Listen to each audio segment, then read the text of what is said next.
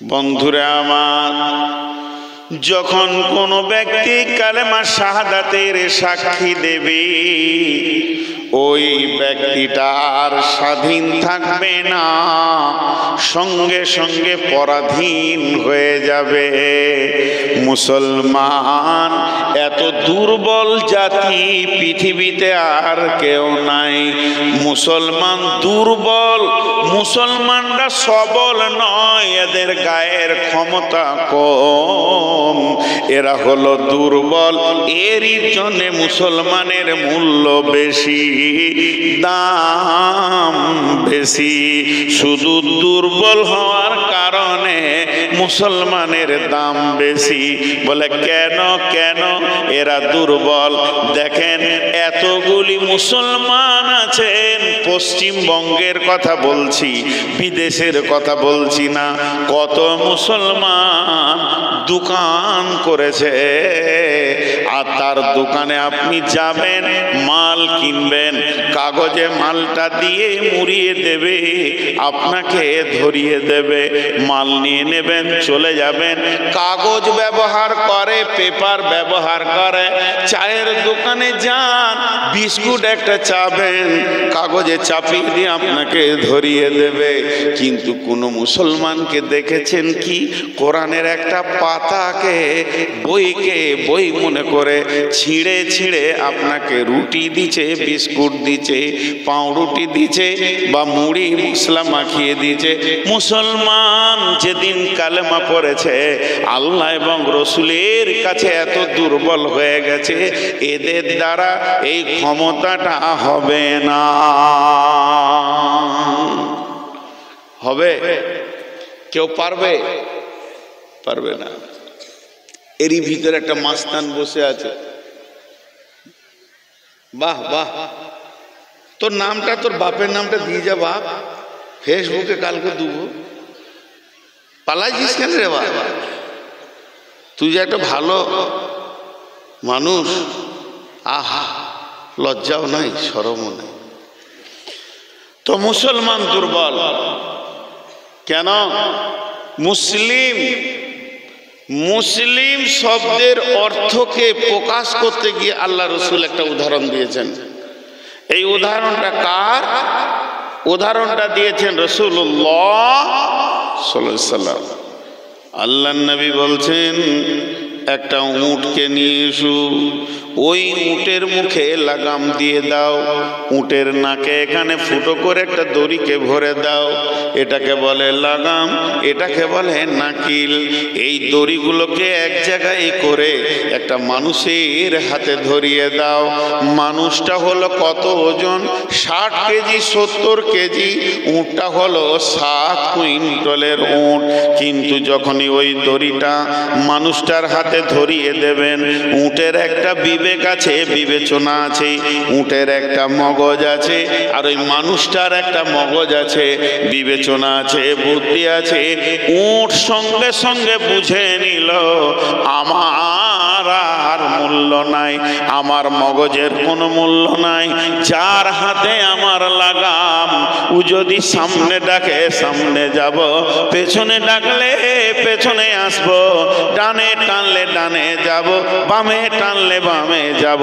যখন মুসলমানরা কালেমা পড়ে নেয়, তখন মুসলমানের মূল্য শেষ হয়ে যায়, এ আল্লাহর গোলাম হয়ে যায়, রসুলের উম্মত হয়ে যায়। মা আতাকুমুর রাসূলু ফাখুযুহু ওয়া মা নাহাকুম আনহু ফান্তাহু। আল্লাহ তাবারাক ওয়া তাআলা যা বলছেন, নবীজি যা বলছেন, সেটা তুমি ধরো। আর নবীজি আর আল্লাহ যেটা মানা করছেন, এর বাইরে তোমার পা রাখা যাবে না। মুসলমান কোনোদিন স্বাধীন নয়। মুসলমান স্বাধীন? খালি দামটা দেখেন, তারপর আমি আয়াতের দিকে যাব। আর 2 মিনিট থাকবো এই ভূমিকাতে, উপস্থাপনার ভিতরে। মুসলমান কত পরাধীন। এবার মুসলমান দুর্বল কেন? কোরআনের সূরা কয়টা আছে? 114। বিসমিল্লাহ কয়টা আছে? 114টাই আছে। সূরা তওবাতে বিসমিল্লাহ নাই, তাহলে কয়টা হলো? 113। সূরা নামালে দুটো বিসমিল্লাহ আছে, তাহলে ঘুরিয়ে 114 হলো। এতগুলো আলিম চলে গেল, মাওলানা চলে গেল, মুফতি চলে গেল, মুহাদ্দিস চলে গেল, কেউ একটা বিসমিল্লাহ সূরা তওবাতে লিখে দিতে পারে আজও পর্যন্ত কেউ পারবে না। আল্লাহ দেয়নি, কেউ পারেনি। আল্লাহ দেয়নি, কেউ পারেনি আর পারবে না। কেন? এরা হলো দুর্বল। এতগুলি লোক বসে আছেন, কার ক্ষমতা আছে একটা জেরকে কেটে দি? পারবে? জোরে বলেন, পারবে? তাহলে মুসলমান দুর্বল না সবল? জোরে বলেন, দুর্বল। আর অন্য জাতিরা সবল। কেন বলেন তো? ওরা নিজেদের আল্লাহকে নিজের হাতে বানায়। তাহলে কত ক্ষমতা! নিজের আল্লাহকে নিজে বানায়। টাকা কম হলে 1.5 ফুট, টাকা বেশি হলে 22 ফুট। আবার এলান করে অমুক জায়গায় কালি হয়েছে 28 ফুটের দেখবি, তাই মানে টাকা বেড়ে গেছে। তাহলে নিজের আল্লাহকে যারা নিজে বানায় তাদের ক্ষমতা বেশি না কম? তারপরে সারা রাত মদ খেয়ে আল্লাহর কাছে নাচানাচি করে। কোন একটা মুসলমানের বাচ্চা মদ খেয়ে মসজিদের দরজায় ঢুকতে পারবে না। তাহলে দুর্বল, ইয়ার বুদ্ধি কম, হুঁশ কম। কিন্তু আর আবার আল্লাহর সামনে মদের বোতল নিয়ে নাচানাচি করে। মদটা যখন খাওয়া হয়, আল্লাহকে যখন পুজো করা হয়ে যায়, তুলে নিয়ে গিয়ে নদীতে ফেলে পাছায় লাত মারে। তাহলে তাদের বল বেশি, তাদের ক্ষমতা বেশি। তারা আমাদের থেকে অনেক গুণে ক্ষমতা রাখে। বন্ধুরে, দেবগ্রাম মোড়টা পার হয়ে যাবেন, বরগাছের নিচে আল্লাহর শপিং মল আছে। তারা পানিতে গলছে, পচে যেছে, নদীর ঘাটে কতগুলো পড়ে আছে। তারা নিজের আল্লাহকে ওই জায়গায় রেখে দিতে পারে যেখানে কোনো মূল্য নেই। তাহলে মুসলমান হলো দুর্বল। মুসলমান পেচ্ছাপ করবে, তাও নবীজিকে জিজ্ঞেস করতে হবে আমি কেমন ভাবে পেচ্ছাপ করব, কোন হাতে তাহারাত করব। মুসলমানের মুখে যদি থুতু আসে, ডান দিকে ফেলবো না বাম দিকে ফেলবো? নামাজের ভিতরে থুতু এলে কি করব? এরা নিজেরা স্বাধীন নয়, এরা পরাধীন। আল্লাহ যেটা বলবেন, নবীজি যেটা বলবেন, তার বাইরে এদের চলার ক্ষমতা নাই। এই বস বস বস বস। আমার বুড়োর ছবি নিতে এসেছিস, যখন ইয়ং ছিলাম ছবি দেওয়ার লেগে দৌড়ে বেড়াচ্ছিলাম, তখন কোথায় ছিল? হ্যাঁ, এখন বুড়িয়ে গেছি তো ছবি নিতে এসছি, রসকস শেষ যে ছবি নিব। তো মুসলমান হলো। এবার আল্লাহ কি বলছেন, আমি আয়াতে আছি। বিসমিল্লাহির রহমানির রহিম। ইন্নাল্লাহা আশতারা মিনাল মুমিনিনা আনফুসাহুম ওয়া আমওয়ালাহুম বিআন্না লাহুমুল জান্নাহ يقاتلون في سبيل الله فيقتلون ويقتلون وعدا عليه حقا في التوراة والإنجيل والقرآن ومن أوفى بعهده من الله فاستبشروا ببيعكم الذي بايعتم به হুয়াল ফাউজুল আযীম। আল্লাহ বলছে, মুমিনের জান আর মালকে আমি জান্নাতের বিনিময়ে কিনে নিয়েছি। মুমিনের জান আর মুমিনের মাল আল্লাহ জান্নাতের বিনিময়ে কিনে নিয়েছে। একটু অ্যাটেনশন হয়।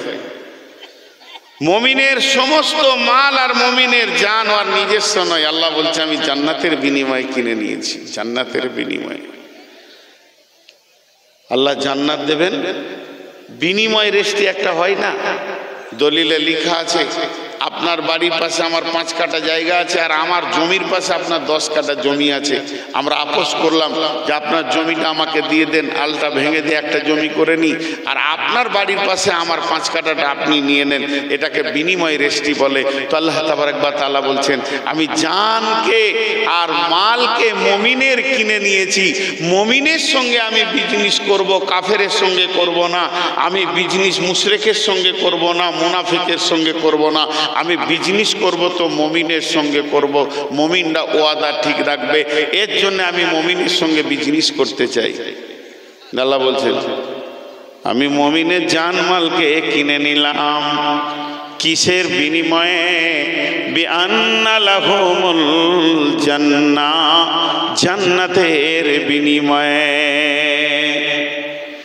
সেই জান, ওই মাল কোন জায়গায় ব্যয় হবে এরপরে আমি আপনাকে বলবো। আমার আল্লাহ বলছে, তোকে আমি যে জায়গায় জানকে ব্যয় করতে বলবো, যে জায়গায় মালকে ব্যয় করতে বলবো, এই মালগুলি জানকে তুমি সেই জায়গায় ব্যয় করবে। তুমি হলে রাখোয়াল, আমি তোমার কাছে ওগুলো রেখেছি। মালটা তোমার নয়, জানটা তোমার নয়।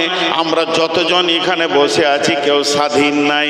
কালকে আমি থাকার ইচ্ছা করছি, আল্লাহ বলছে না, তোকে তো আমি কিনে নিয়েছি, তুই চলে আয়। আল্লাহর হুকুমটাই হবে। আমি বলছি এখনো 20 বছর থাকবো, আল্লাহ বলছে তোকে মাত্র 6 মাস আমি রাখবো, ওটাই হবে। এবং সমস্ত আমার মাল একদম তিল থেকে তাল পর্যন্ত যত আমার মাল আছে, সমস্ত মালকে আমার রব কিনে নিয়েছেন। কিসের বিনিময়ে কিনেছেন? জান্নাতের বিনিময়ে কিনেছেন। আল্লাহ বলছে, তুই এক হাতে আমাকে তোর জান আর মাল দে, আর আমি আল্লাহ তোকে আর এক হাতে আমার জান্নাতকে তোর হাতে তুলে দিব। অতএব জান্নাতের বিনিময়ে কিনে নিয়েছি।